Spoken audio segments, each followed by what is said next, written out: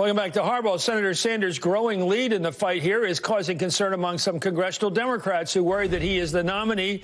As the nominee, he could hurt the party's chances of winning back the U.S. Senate this November and maybe even kept them from keeping the majority in the House.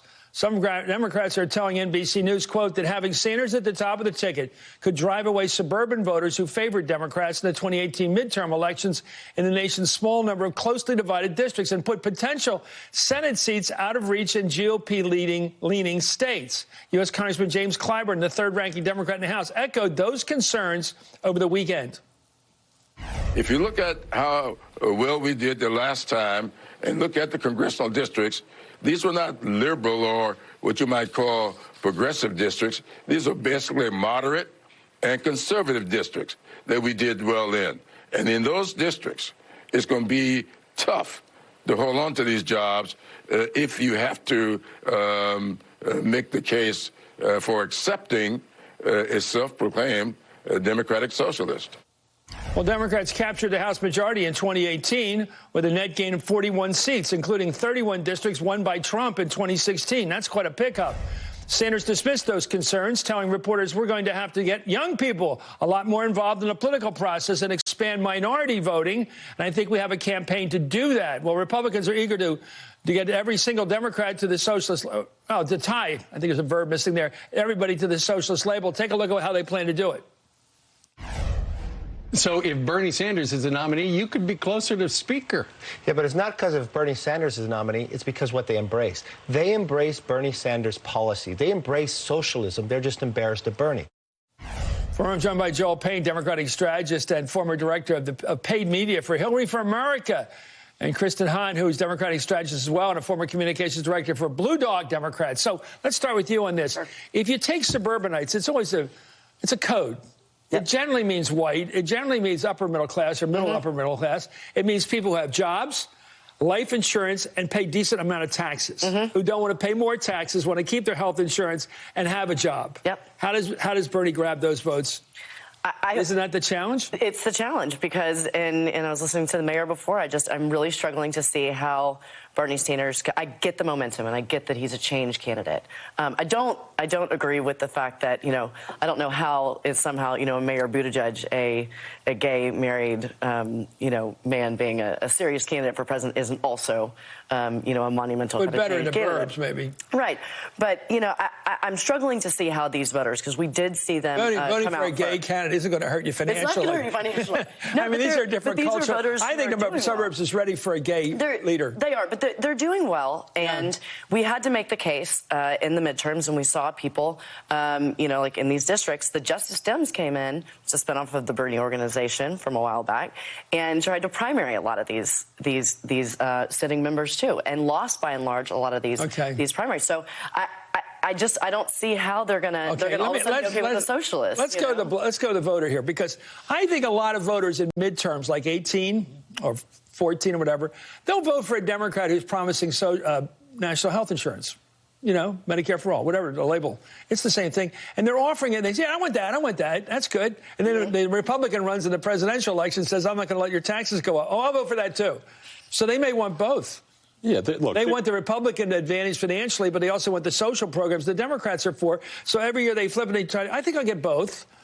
So that may explain why voters flip back and forth. Look, there are always competing voter interests. I mean, look, I also worked the 2008 campaign with Hillary Clinton, Barack Obama, and John Edwards, who I worked for. And I remember when it was toxic to talk about Obamacare. So these things change over elections. Elections are dynamic. They're supposed, primaries are supposed to be messy. They're laboratories. Here's the thing about Sanders. I think establishment Democrats have to start looking towards the future and stop looking towards the past. I am an establishment Democrat. I've worked for Hillary Clinton, Harry Reid, John Edwards.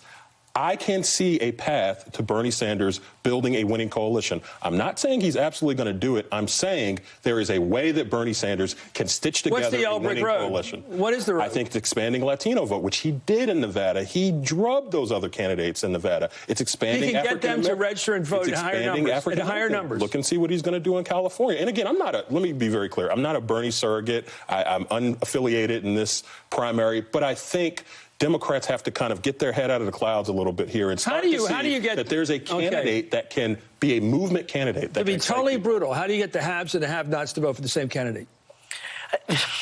I mean, I think it's a mixture of the issues, right? I mean, you have to be aspirational. That's one thing we do know. Yeah. You have to talk about how people are hurting. We can see that too.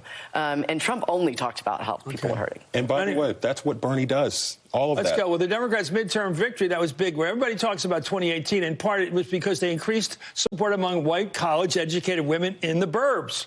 According to a recent Washington Post ABC poll, Sanders does the worst among those women in hypothetical matchups against President Trump. The worst. Sanders leads Trump by just 2 points within a margin in that community, in that category. Pete Buttigieg, Michael Bloomberg, Amy Klobuchar, and Joe Biden all beat President Trump by 10 points or more among that women. We've said this before. White women in the burbs, it's another category. This time around, I thought they'd be turned off by Trump's indecency. Just his attitude towards women, his language, his his loath behavior, and I don't know if that's enough to carry the day. I think Democrats would be loath to build a strategy around, we're going to get these sometimes Trumpers, and we're going to get these independents who are already kind of predisposed to Trump because of economics. Those folks we went after for Hillary Clinton in 2016, and they didn't go our way. I don't know if you build a strategy around them.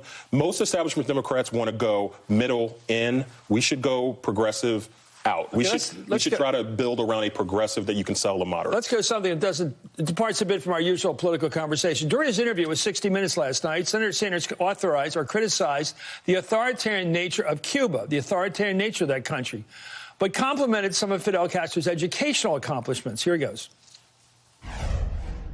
We're very opposed to the authoritarian nature of Cuba. But, it's unfair to simply say everything is bad. When Fidel Castro came into office, you know what he did? He had a massive literacy program. Is that a bad thing? Even though Fidel Castro did it? There's a lot of dissidents imprisoned in Cuba. That's right, and we condemn that. Unlike Donald Trump, let's be clear. I do not think that Kim Jong-un is a good friend. I don't trade love letters with a murdering dictator. Vladimir Putin, not a great friend of mine. Well, the comments were sharply criticized in South Florida, which is home to hundreds of thousands of Cuban exiles, of course. Democratic Congresswoman Debbie Carcel Powell, who flipped a heavily Cuban-American Republican district in 2018, tweeted, as the first South American immigrant member of Congress who proudly represents thousands of Cuban Americans, I find Senator Bernie Sanders' comments on Castro's Cuba absolutely unacceptable. In response, the communications director for the Sanders campaign told the New York Times, quote, Senator Sanders has clearly and consistently criticized Fidel Castro's authoritarianism and condemned his human rights abuse. He's simply echoing President Obama's acknowledgement that Cuba made progress, especially in education. Of course, the Castro record begins with a lot of firing squads and stuff like that. This guy and the lack of political freedom down there, that's a big hurdle when you start saying he's done some good stuff. You can't, and you saw swift and harsh, rebuke of what he said last night by leaders in Florida specifically. Yeah. Just look at Florida. You have somebody like they lost their country. Shalala, they lost their country. Yeah, you have Stephanie Murphy, who's a Democrat down there, and she's a Vietnamese immigrant herself. It's just not something that we again. It's generational. The younger Cuban Americans do not have this. Even as someone who is open to Bernie Sanders, that's problematic. His domestic policy agenda and the quote-unquote socialism, that's not problematic. Defending Medicare for all, that's not problematic. Those comments are problematic, and that's what the Senators campaign has to clean up, and they have to figure out a good answer around. That's what the Trump we'll see. The man's genuine, and he's consistent. I let Bernie speak for himself. The guy knows what he believes. Anyway, thank you, Joel Payne. Thank you, Kristen. Hawn. Up next, are we really going to do all we can to prevent outside interference in America's elections or not? What does it mean that Trump was more upset that our intelligence agencies briefed the U.S. Congress on Russian interference than he was with Russia doing the interference? Figure that one out. You're watching Hardball.